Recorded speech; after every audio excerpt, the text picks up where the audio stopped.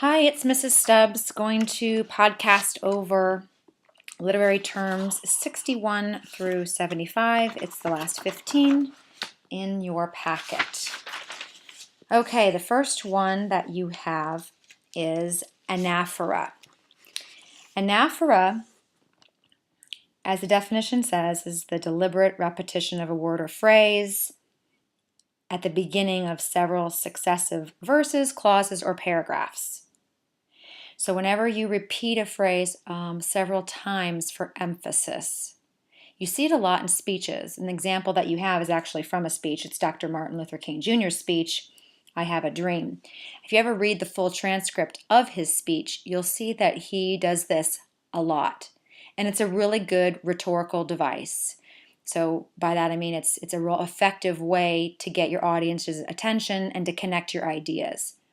And so, for instance, in this one, he's emphasizing the fact that now is the time, and he repeats it over again. So they've got to do all of these different things to bring about civil rights. And so he uses now is the time, now is the time. And I think if you look at the whole speech, he actually uses that about 4, 5, 6, 7 times with different examples of things that need to be changed. Couple other things that he does in this speech, other phrases, even just the I have a dream. He repeats that several times until he finally says, I have a dream today. That's the very last time he says, I have a dream. Anyway, that's anaphora. The next one is anastrophe. And this is talking like Yoda. It's the best way that I can describe it. Because you invert the normal word order. So normally the verb follows the subject, not the verb is last. So if you say, to market went she, that's all backwards. Normally we would say, she went to market. And so Yoda says things like that all the time, patient, or how do they say it? Patient you must be, or he'll put the direct object first and then follow it with the verb and the subject. If you watch any clips of the way that Yoda speaks in Star Wars, he inverts a lot of stuff. That's anastrophe. An aphorism is the same thing as an epigram. So if you turn the page over to number 67, you'll get epigram. For those of you who were at the play last week, you probably didn't notice, but there's a part of Cyrano de Bergerac where he talks about his skill with epigrams. So an epigram and an aphorism are essentially the same, or at least they're close enough that I'm not going to ask you to differentiate between the two. So it's a brief statement in pointed words, and it's without wit. And it embodies a moral statement or some principle, some idea. It's usually kind of serious or profound. So in this case, joys impregnate, sorrows bring forth. Okay. If you look over to epigram usually is kind of witty.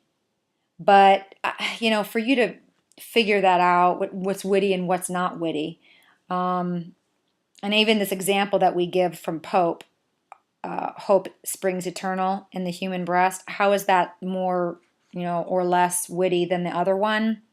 I don't want you to worry about that. For the definition, I want you to think of an epigram being a short, very, very short poem or small statement, a short passage, and it expresses a single idea, and it has some wit to it. Okay?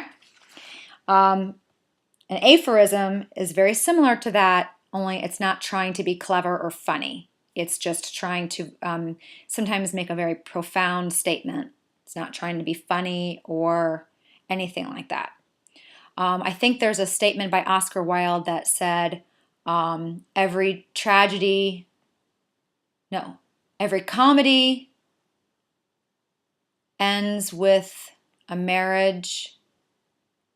Every tragedy ends with a funeral.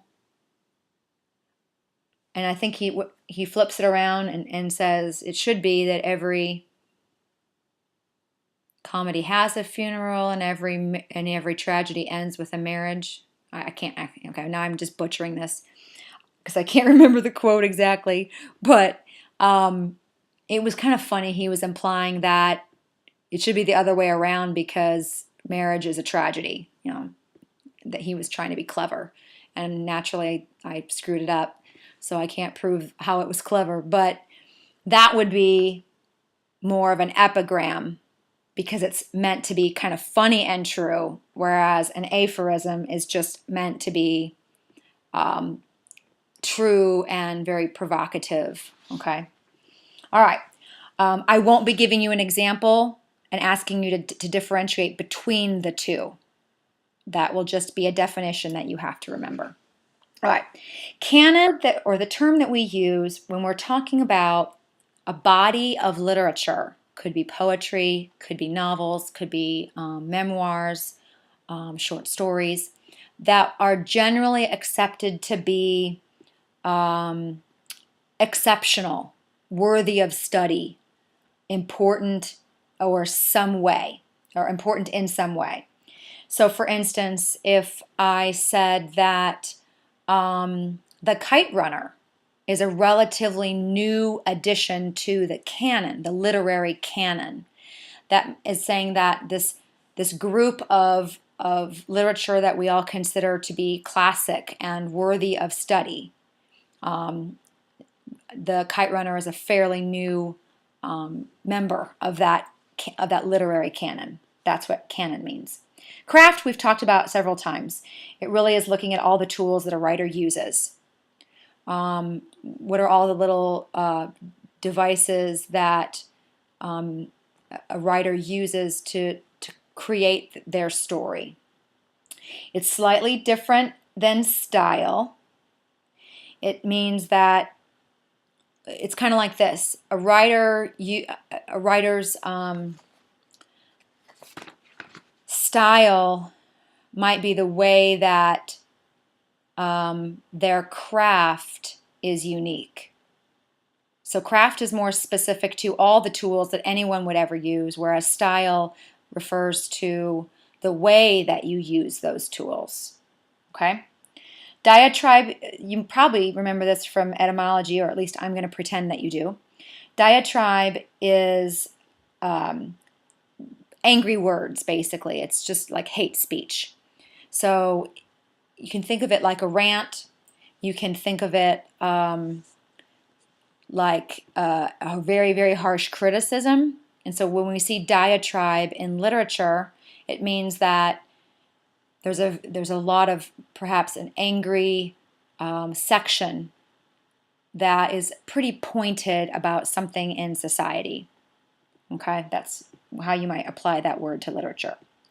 We've talked about epigram, myth. You should know what a myth is. Narrative poem is a poem that tells a story. Okay, narrative is a story. A narrative essay is one where you tell a story. A narrative poem is a poem that tells a story. Doesn't have to be super long. Casey at the Bat is a narrative poem. The Raven is a narrative poem. Longer ones, obviously become epics, like the Odyssey and the Iliad. Those are epic poems, or epic narrative poems, and some shorter ones. But those are all narrative poems. Satire is any writing that is trying to ridicule something. And so they will usually bring out something that's ridiculous about it. A writer will perhaps make a character who works for the government, constantly losing paperwork or sending things to 8 different committees instead of just getting it done. And that would be some satire. The idea is that it's using kind of this ridiculing laughter as laws in a culture or a society. Stoicism is a belief, it's a doctrine, okay? And it's the idea that you should bear hardship without showing emotion, that whatever you are feeling needs to be suppressed, you need to suck it up, basically. That's this Stoic approach to life. A symbol I'm not going to talk about. Syntax is word order. So if we look at the syntax of English versus the syntax of another language, we would see that things are done a little bit differently. If we look at some writers' syntax, we might look at the way that they construct their sentences. Maybe they tend to use a lot of particular constructions, maybe a lot of complex sentences or whatnot. We would be looking at their syntax. Universality, this idea that things are universal, that no matter where you are in wherever a story is set, whatever time period it is set in, that there is some aspect of human nature that comes out and relates to everyone. And then verisimilitude is kind of similar, but it's not so much about everyone being able to imagine an experience that all humans go through, so much as it is the way a story represents life authentically. So what degree of verisimilitude is there in a Disney sitcom's portrayal of family life? And I would say absolutely none. And the vera in there means true. So that will help you with that one. That's it.